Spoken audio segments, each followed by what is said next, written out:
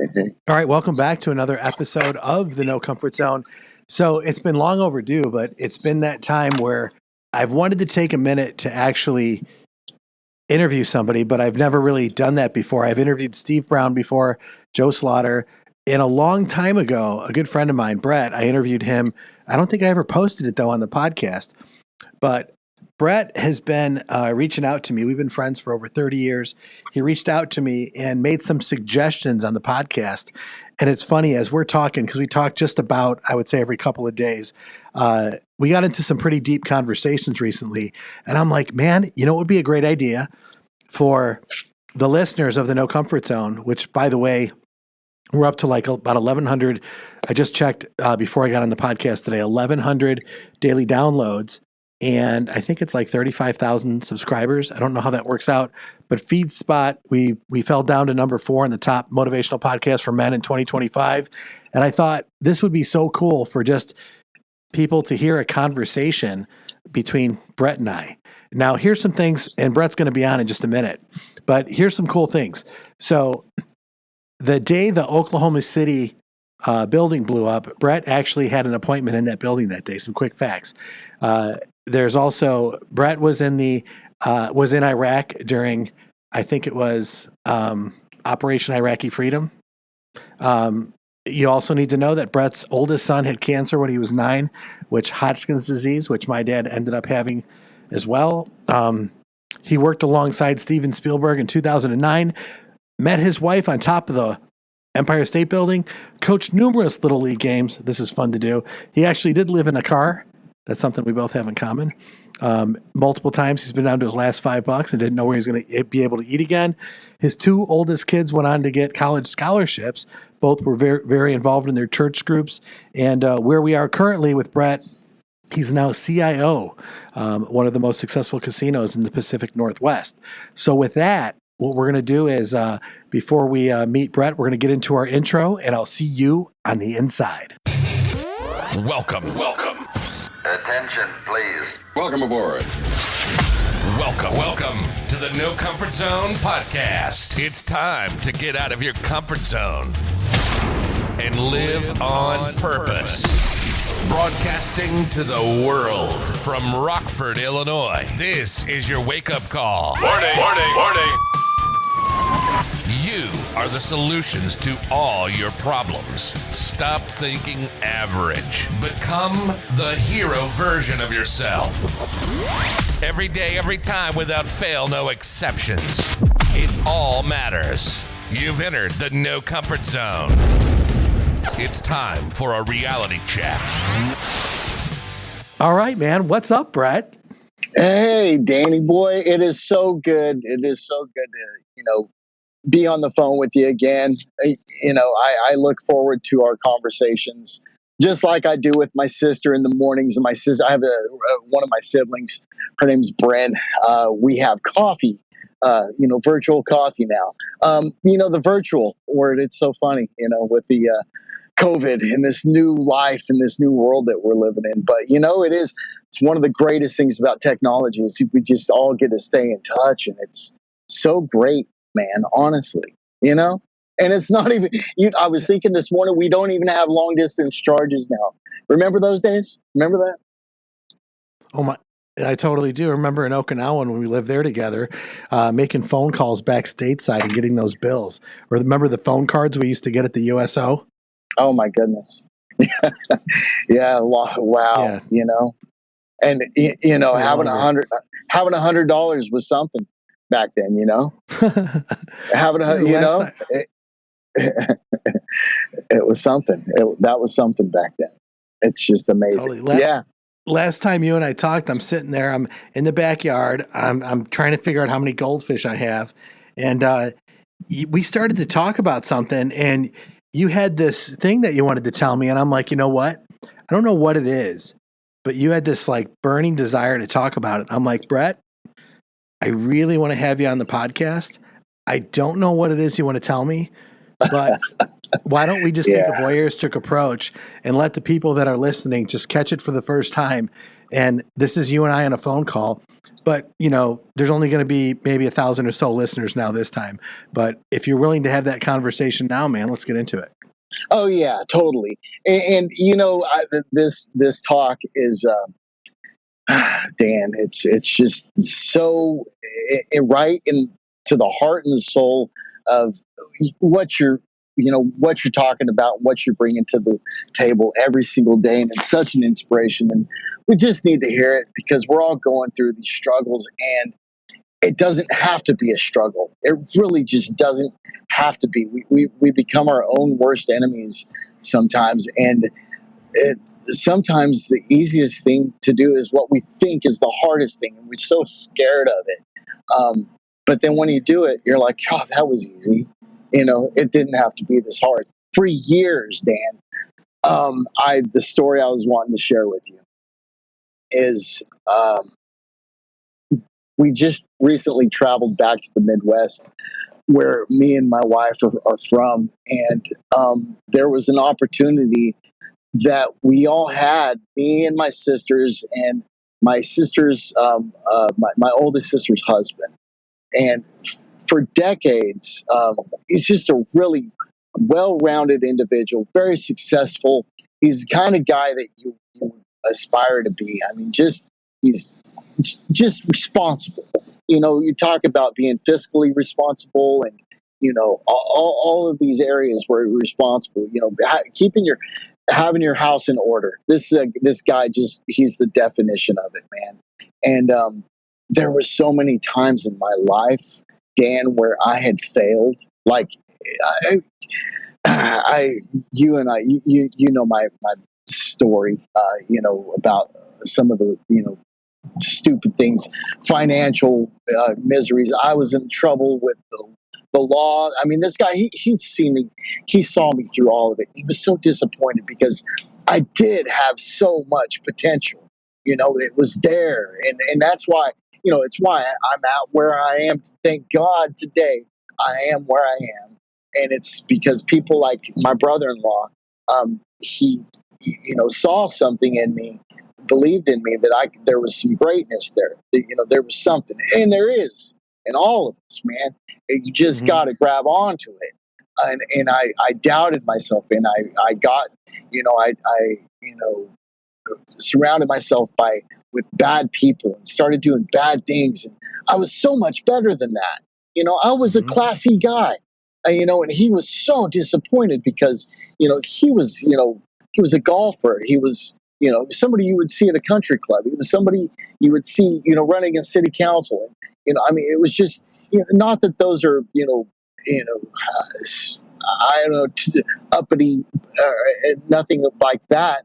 But it's like you're achieved, you're educated, you're responsible, right? You want somebody like that making those decisions.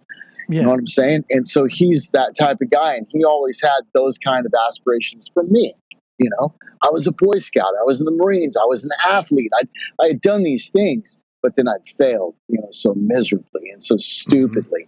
Alcohol, right? Tickets, warrants, bad credit, all these bad decisions, divorce, all these things. And man, we had a moment this past weekend because, he's seen me now pull myself out of that hole, and oh my God, how amazing. So Dan, I'm right in the middle of where your blueprint, I haven't, so you would, a couple of podcasts back, we talked about, where you're, are you living paycheck to paycheck? You had a series of questions to ask yourself, and a lot of them, man, I was like, right on. I could, yep, check. I got that. Check. But when it came to that, are you living paycheck to paycheck? Right. Okay. To be honest, I may not be completely paycheck to paycheck, but it's just a couple off. Right. if I miss a couple paychecks, I mean, it can get stressful. It could get stressful. So thank God it's not actually paycheck to paycheck, but it's probably paycheck, skip a paycheck, and then another one. And yeah, so I'm getting there, right?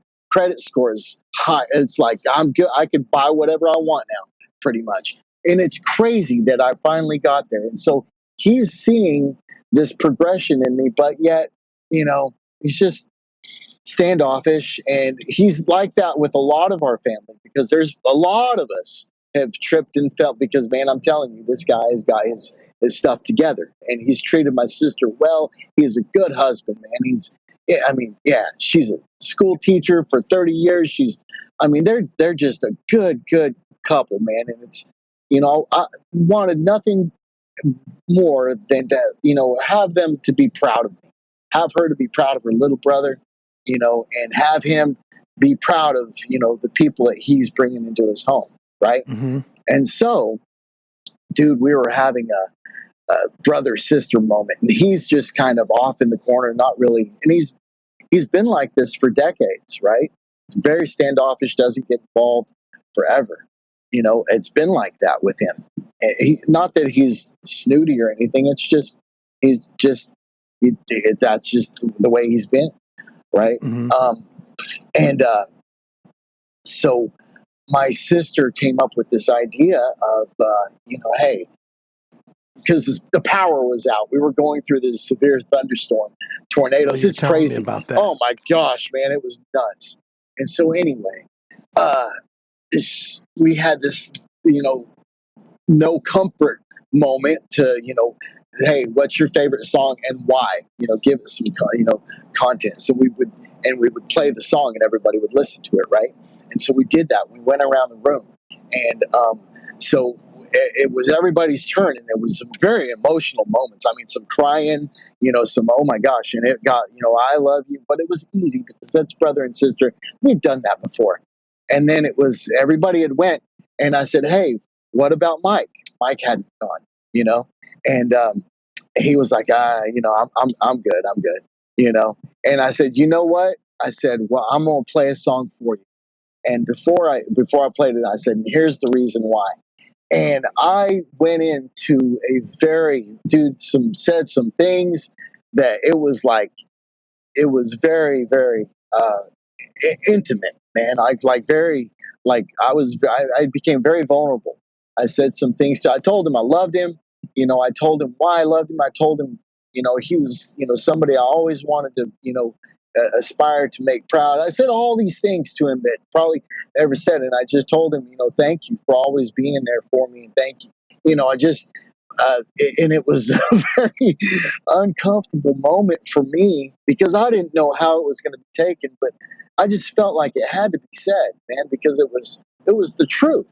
And I just wanted him to know that I loved him like ridiculously. And I was very appreciative for, him opening his door and allowing my family to come stay there, because my wife and kids, came and stayed the night there. And Mm-hmm. it was just, he didn't have to do that, but he did. And it changed everything. It changed everything. He grabbed my sister, and they got up and they danced, and he told her, and it was, he became very engaged and did things, it just changed the whole complex or the fabric of our family, man. That just from that one act, it was crazy how it united the whole group. And it was nothing but just heartfelt love and vulnerability. Hey, I was just communicating. We're all just trying to make it, basically. But dude, that's when the next day it was, because there was more that had transpired and said and went on that night, long after that we had left. And the next day, my sister had told me, that I made magic happen. She never thought that she would ever see that. And it was really, really cool, man. So it was just a lot of it, man, honestly came from listening to your podcast, my brother. That's cool. So that man. was That the touches moment. the heart. I'm going to circle back to this, but when you reached out to me like 7 years ago, last time we really talked was back in the 90s, and we were thick as thieves when we were in Okinawa together. We met in California. We had such a crazy good time when we were in our 20s. Teenagers, actually, weren't we? Yeah, we were. Yeah, 19, 20 years old, met in California, went in the Marines in Okinawa. You went to go play football for the Marines. I did admin third FSSG. You worked for maintenance, right? Yeah. Yeah. And then you went to go play football for the Marines. We were on the same And that base. was We got in all fun. kinds of trouble. It was. And then, when we rotated back to the United States, I went my way to Quantico. You went to California, right? Yes, I did. Right on the beach. And it's just right on that. It was just crazy how my life went one way. Your life went another way, but trials and tribulations. After when we reconnected and we started to talk and started to, share our vulnerabilities, it's amazing how we kind of went down the same path.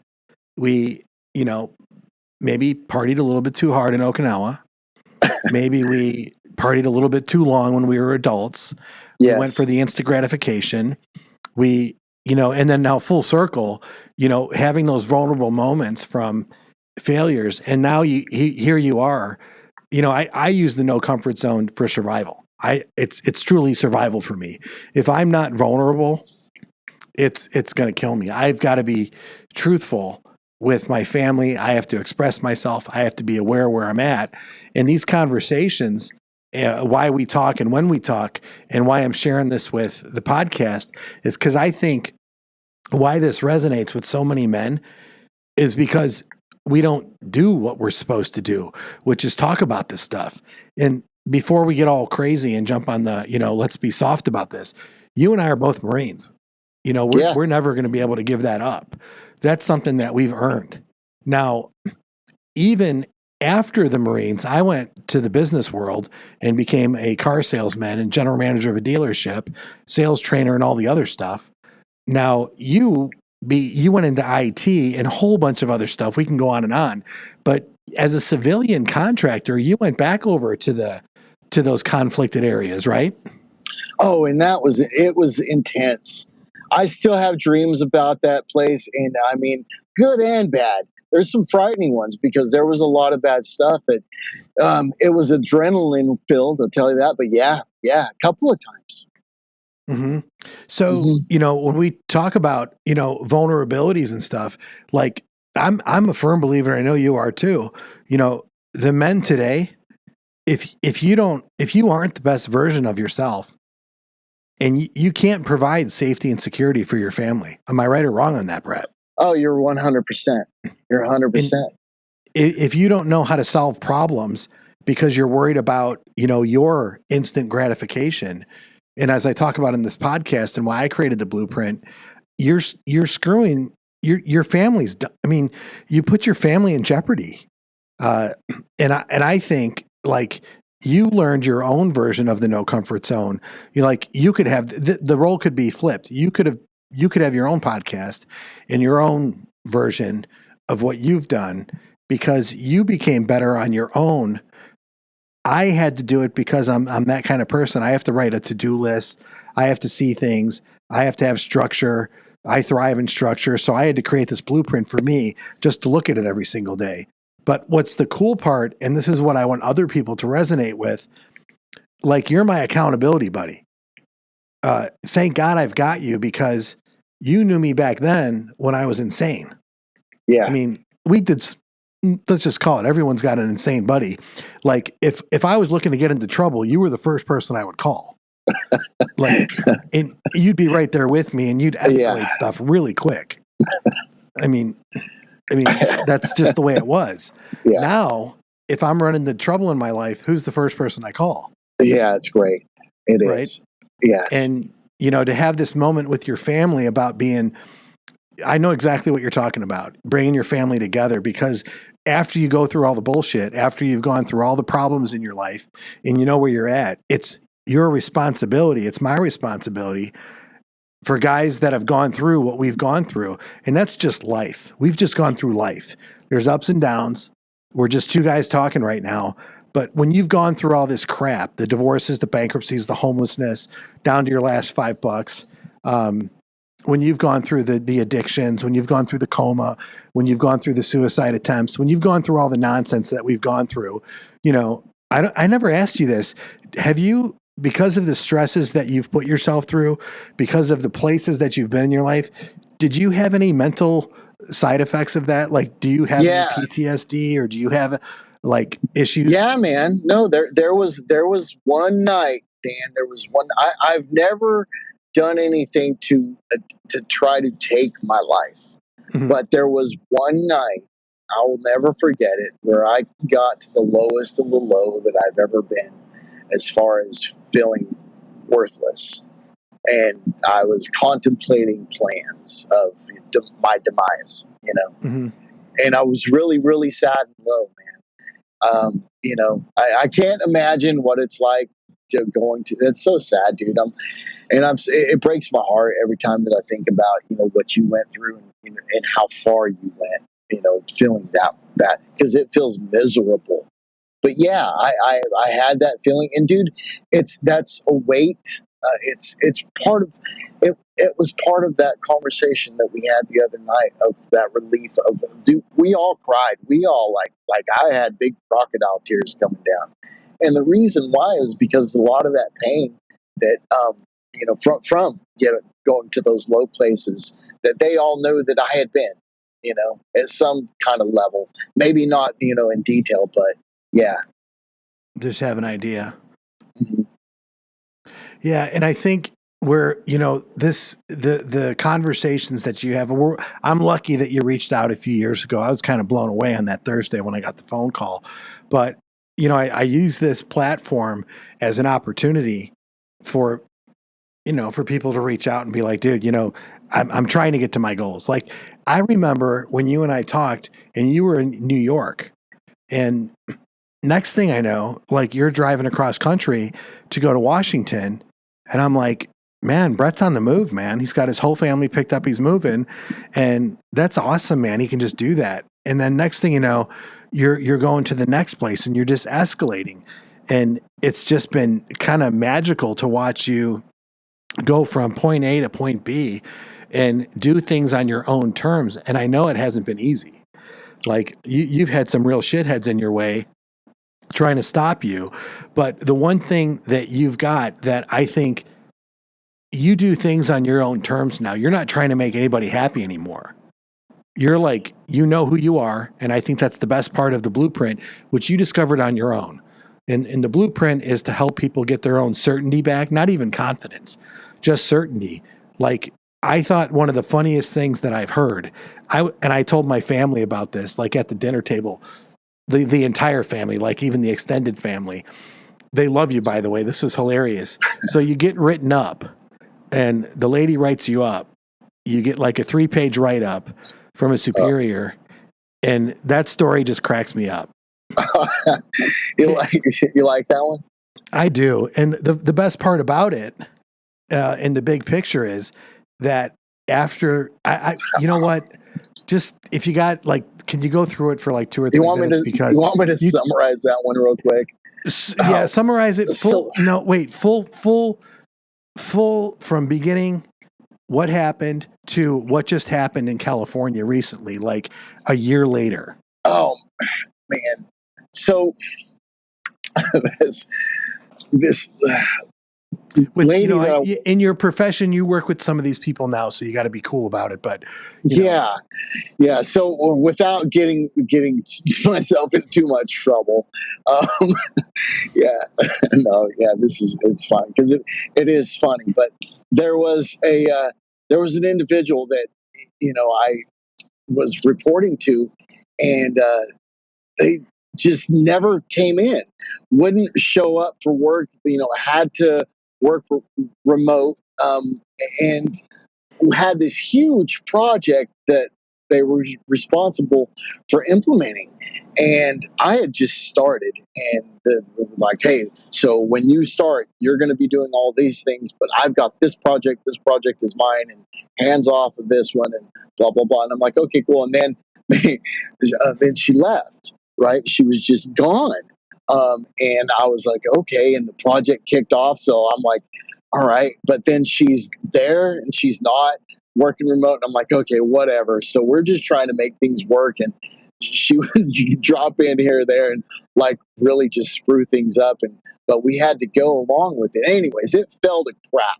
this whole project because of the way it was, because she was like my superior and all that. And I couldn't make the decision. She overrode everything that we were doing. And so blah, blah, blah. And then it fell apart. And then we had to put it all back together, which we did. And I, never really complained about it, never said anything. And then the users started blowing up, right? And I just got off of one of these blow up phone calls. I held it cool, and I understood the guy's problem. But hey, I was like, hey, it's the ball of shit that we've been served, man. And I'm just trying to clean it up the best I can, buddy. And he understood it. And so he called. I guess he had called or texted her, too. And then I get off the phone and she's blowing up my phone and she answered. She's like in Mexico or something. And she's like, what the hell's going on? And, she's tripping out on the phone. Like, really no emotional intelligence on this one. Like, lost it. And I told her, I'm like, hey, listen. I said, if you would bother coming in every once in a while, maybe, and boy, I didn't even get to finish my sentence. And she was like, blah, blah, blah, blah, blah, and then just slammed down the phone on me. And I was like, oh my God. We continued to work. And then she finally comes back, shows up to work like a few days later, whenever. And everything is all cool. It was an employee celebration team dinner that we had. And she never really talked to me, just like talked to all the rest of the team. And then after it was over, she's like, Brett, I need to see you in my office. And I go up there to her office, and she has this 3-page write-up for me, front and back, like a size 8 font. I was impressed. I was like, oh my God. It was all of these negative things that, like, how I had dropped the ball and all this. And it was just very, like, nose up in the air, and like had this like royalty type demeanor about her. And she was like, and so when you go to this conference that we're sending you to next week, because I guess they couldn't back out of it or whatever, she was like, I expect you to read this on the plane and really reflect on it. I was like, wow, okay. And I was just like, very cool about it. And I was like, okay, I understand. And we're going to do better, because it was what it was. And really, I was just there to do my job and make sure that my team was, taken care of. So I was trying to be in and out as quick as I could, honestly, and just was agreeable. And then I walked out and I tossed that. I never read it. I signed it on her desk. She wouldn't even let me read it. She just thought I was really going to, read it. But I never did. I never did read it. And she ended up, thankfully, she ended up quitting shortly after that, because everybody kind of knew, what the truth was about, the project, and we fixed it. She was either quit or forced to resign or something. I don't really know what happened to her, but she ended up looking for another job, and there was plenty of jobs to be had. And so she had gained almost an offer to one said job, and I just happened to be around a person who was going to offer her said job, and they asked me about her. And yeah, the response that I gave the guy kind of shocked him. Kind of like in a Eddie Murphy. Well, it was an honest response, though. Oh yeah. I couldn't. It was a reflex item. It was, and I owe my son 25 cents because every time I cuss, I'm supposed to give him a quarter. Which so that's what I did. And I might have called her, and the guy was shocked, and I was like, oh yeah. He's like, why did you call her that? And I said, man, she never came in. And he's like, I knew it. And then he called her right there, and and then I guess she didn't get the job, anyways. But that's another story. Now, let me ask you this. Now, so total blueprint stuff.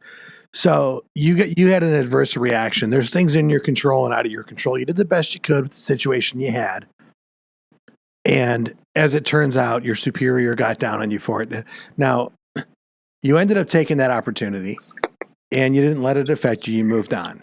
Yeah. You go to this trip. Now, a year later, you're at this trip and it's in a different capacity. Oh man. So yeah. So it was the thing about it. Yeah, it was miserable because she sent me on this trip and it didn't fire me, right? Just sent me on this trip, written up and was like, sending, punishing the dog or punishing the animal or whatever. It was very like I said, a very like peasant type treatment, and I was like, it was wrong because I was supposed to be learning, and having an enjoyable time at this conference and being able to focus. And I wasn't ever able to do that, when I went there. And it was really defeated the purpose of going there. Right. And, fast forward a couple of years, I stuck with it. I didn't quit. I came back from that conference and I was, nice. I was like, you know what, I gotta do what I gotta do. So I was, just kept professional and kept on doing it. But yeah, I was very bitter towards her because she shouldn't have ever treated anybody like this. This is the same person who tried to charge the team when we wanted to reward them with a pizza party. She was like, okay, yeah, we should have them all pitch in. I'm like, what? No, we can buy them a pizza, man. Yeah. So in that type of person, just, not really embracing the humanity of, talk to somebody. Don't give me a book to read and chastise me. Talk to me. Let me know. We're having a disagreement. I call you out on something that's, that was a real, hey, I'm sorry you had to hear the truth, but yeah, you're not coming in, so you got to really just take it to that level. But anyways, that's how some people react. But yeah, you stay focused and, fast forward a couple years later, I'm, in a position that she was wanting, because there was, like I said, there was lots of jobs, at that level. And I'd heard, that, we were competing for some and she had to go back. Honestly, she's back at, the place where, she had left before. And hopefully, they do well. I think that we left it in a really, really good state. And we put some things together, and hopefully she'll learn from me, and I can learn from her because I did, a little bit. But I'd also learned some ways not to behave, right? And that's kind of what we take away from I think all relationships, good and bad, is things that we. I saw a good meme the other day. It was like we all have good and evil in us, and it's just a choice we got to make, right? That's at all times, it's a decision. I think so too. And, Brett, where you're currently at in your current role, which I was like, when you got the new role, what I love hearing about the most is how you like the team aspect and how you like to bring people together. And I think when somebody champions the No Comfort Zone blueprint, you get your mindset right, you get your goals right. You get, what you need to learn right. You get your energy and engagement right, and you put it all together. Then the natural thing is to start bringing other people into the fold.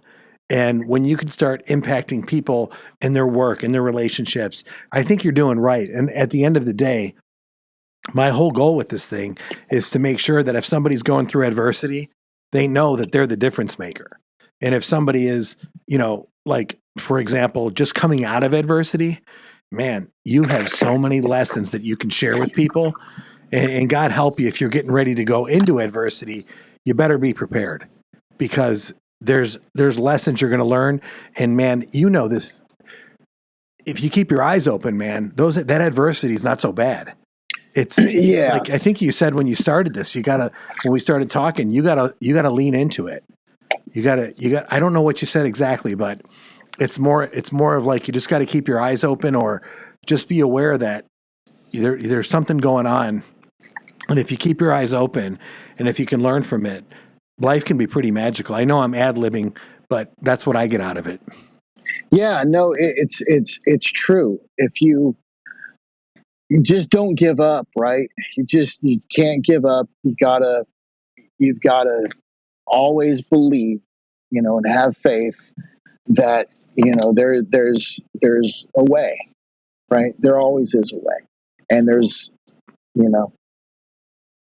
Here, let me ask you something, Brett. Let's go back 1990. It's 2025 now, 1990. would you ever think that that you'd be the person that would be responsible when you were in Iraq? That person? Would you be on a movie set? Would you be, coaching Little League, helping your son get through cancer, watching your kids get college scholarships? Could you ever even imagine? Would you ever also imagine that you'd be, oh man, I'm the guy that's living out of my car, going through a divorce, dealing with substance, drinking or whatever your issue was. Would you ever? You just don't know. I didn't think any of this stuff. I just thought life was going to be great and I'll just work my way through it, is what I thought. Yeah. Well, I was pondering the same thing just the other day, man. Because like I said, $100 back then, that was something. Because I think what our paycheck was like, we got like $370 a paycheck, or something like that. If you were an E1, E2, E3, like it wasn't a lot of money, right? It wasn't a lot. Yeah, we had our barracks and stuff we were, taken care of, but we weren't rich guys, and we all aspired just like anyone else does, to have a house. And like, I don't think any of us like envisioned being Marines forever. There wasn't a lot of us. Yeah, sure. Going back, I wish I would have retired. If I could have told my younger self now, I would have said, stay in and retire. Oh man, so many things, so many decisions, right? But back then, no, I didn't. I couldn't imagine any of that. And all of it that has happened is and honestly, Dan, right now, being at this moment, being at the place where I'm at now is just completely unbelievable.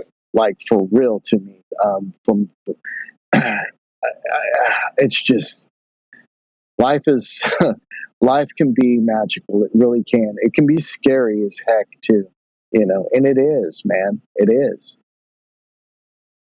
Yeah, I think when I decided to like have this conversation with you, I think the most inspiring part I get from you with being my dear friend is that you do still inspire me. I get a chance to look at you from a point of view where I know who you are. I mean, from way back then, and I see where you're at today. So we have intimate conversations. I know you're tough as nails. You're smart as heck. I know you care about your family more than anything. And now your employer, I know you actually love the place you work at, and you show that. Didn't you pull like a 36-hour stint? Oh yeah, just a couple weeks ago. I tell you what, I'm still exhausted. So this weekend I'm going to be able to get some rest and like honestly, last night was the first night in like 5 weeks that I've really been able to get some good rest. Oh, that project was yeah. And we're having fun. I'm digging it. I tell you what, we had. It's just the atmosphere that is in that office space that I've created since I've taken over. And I'm not going to say that I've created. We've created, right? Because it's a team. Like we've created that.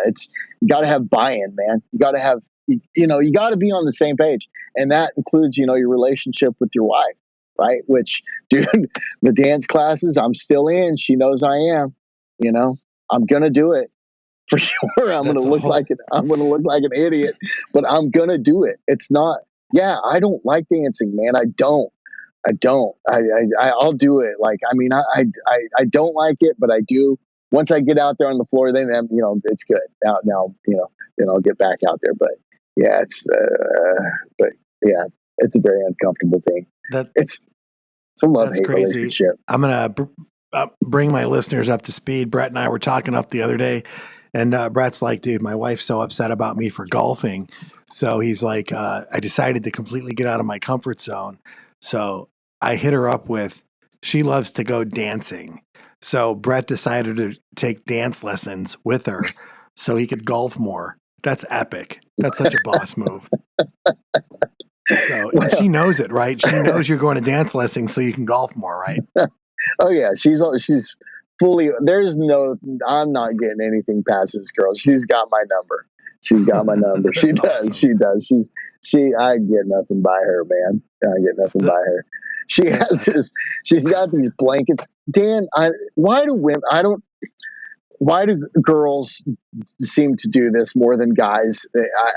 Maybe, I don't know. Maybe we can get a poll and see this. But I think girls tend to do this more than guys. And that is, we bought this really nice sofa. I've never seen the sofa. It's got blankets tucked on it, covering it. Like, this first thing she did is she got these blankets, and it's like, I to this day, I don't know what that couch looks like, and I bought it because of what it looks like. so we get this couch, and she covers it with these blankets. And so she texts me this morning, and she tells me, she's like, "You're not allowed to sit on the couch anymore because you always leave the blankets untucked and blah blah blah, and it looks like." And I told her that it was the laundry's fault. All the laundry that she piled on it that did it. It wasn't me. It was the laundry. She didn't like that little remark. But anyways, I digress. Right on. So I was going to mention this. Go ahead. I was going to mention this. One of the reasons I mentioned about, wanting to do this on the podcast was, and I got a follow-up question to ask you on something. So I always talk on the podcast, if you want to be better, surround yourself with people that are going to hold you accountable.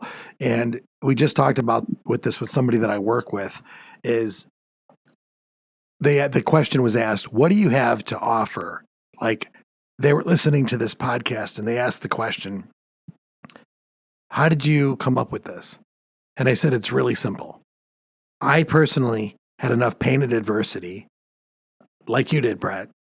And it comes to a point where once you learn from the pain and adversity, you feel compelled to share it. My goal is to make sure that nobody goes through the depths of pain and adversity that I went through. That was all self-inflicted. Mine was self-inflicted. I did it on my own. Mm-hmm.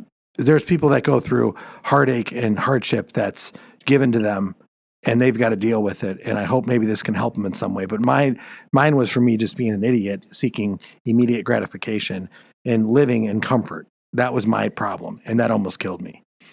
Now, the way that I get out of my comfort zone is having friends like you that hold me accountable and call me on bullshit.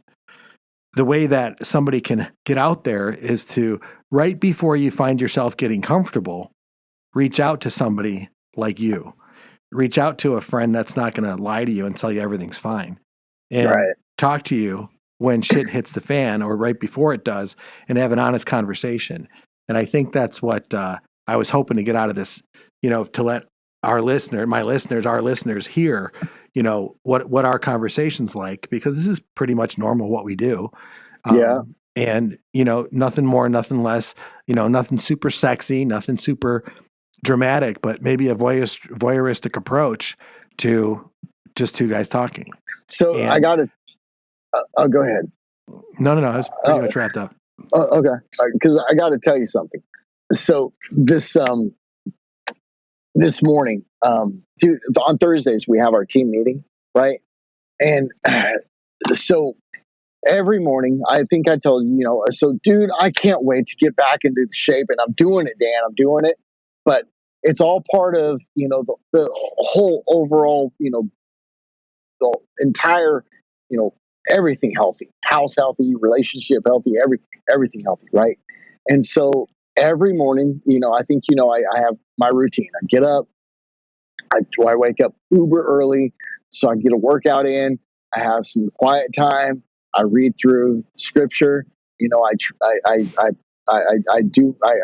the whole thing. Amber's like, why in the world do you have to wake up 3 hours before you have to leave? But yeah, it takes me a minute to get it all done because the workouts are really important. And so is the scripture time, right? Got to keep that relationship going, man. And, I'm just so thankful for having, you in my life and other people who, like my wife, who've helped me to, become, try to aspire to be that better version of myself every day, right? And so it's really cool getting to this point and like I said earlier, man, I'm still right in the middle of this. I haven't arrived. By no means, right? But we're taking those daily steps, and it's cool being in the position and the role that I'm at right now because I'm responsible for a lot of people. I got a lot of people who work for me, and they all have families, and they're all going through whatever they're going through, right? We're all going through something, people or whatever. It's, the tentacles of life are far reaching. And it's really nice to be, because I'm trying to be the kind of guy that I always wished I had, that type of mentor or leader, somebody who's understanding, who doesn't rush to judgment. And, the worst type of manager in the world is like somebody who's uninformed and doesn't try to like at least learn what the people that he's managing does, right? Um, and that's so annoying, man. And it's so nice to not be that guy, and to have the team, dude. It's seriously, it's awesome.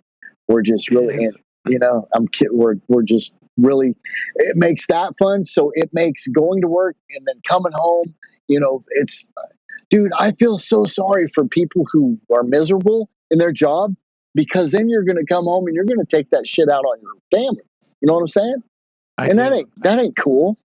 I ended up speaking to a bunch of people at the Chamber of Commerce and in the town that I work, and I used this blueprint. I had a copy of the blueprint up on the big screen, and I was invited to come back year after year. And then one thing they want to talk about more and more is this blueprint and how to communicate with employees using this blueprint because of what you just said. This is how you increase morale, mindset, goals, education, and engagement is what it comes down to. And I cannot believe that leaders, mid-level leaders, and upper management don't buy into this. It's all task driven. It's all covering your ass. But when you get to know who your employees are, or who your family is, right? You know what I mean? Like, I know you spend a lot of time with your kids and you want to reconnect with your wife daily. Like, those are the things that we talk about. And if you could just do that, get to know the people around you. And if there's negative people, get them out. And if there's positive people, connect with them and bring them into your circle and just keep a tight circle. Just with those people, it's going to be a better place. And when you get better, then expand your circle like you're doing with your employees and stuff. So yeah, I agree with you 100%. I try to keep a tight circle with where I'm at, and it's definitely improved my life, substantially. Even with my family life, with this blueprint, my family knows the blueprint inside and out. At first, I thought they'd be annoyed with it, but now they get it. They just know we're goal driven, but it's the process that's more fun than the objective.